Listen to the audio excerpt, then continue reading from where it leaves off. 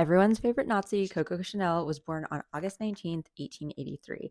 And I've done deep dives on Chanel and Chanel number 5 before, so check out the playlist below if you want to have your mind blown. But today, I've got yet another juicy Chanel story for you. This lady, Misia Sert, was known as the Queen of Paris. She had a lot of artist friends, which led to her being painted many times, including by Toulouse-Lautrec. She met Coco Chanel in 1917 thanks to their mutual Russian aristocracy connections, and they became the best of friends, and hobbies included art, fashion, talking about lovers, and copious amounts of drug usage. Later in life, Misia wrote a memoir and included a chapter on Coco Chanel, which Chanel did not like and demanded it be left out of the book. Misia complied, and according to the Chanel biography by Justine Picardy, in this unpublished chapter, Misia centers herself as the person who really pushed Chanel to go all in on perfume. And it doesn't end there.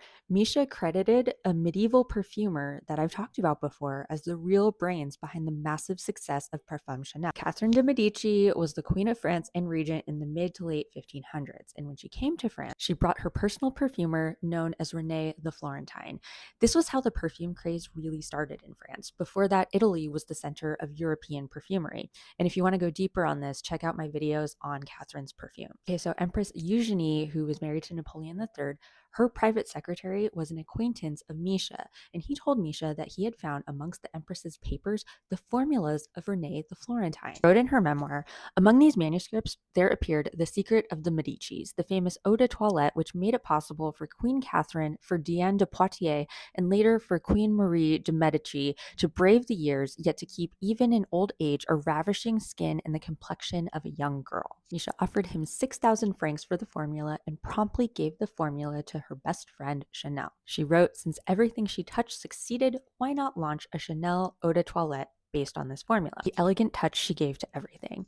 A few weeks later, L'Eau Chanel made its appearance, and it succeeded far beyond our wildest hopes. It was unbelievable, almost as if we had won first prize in a lottery.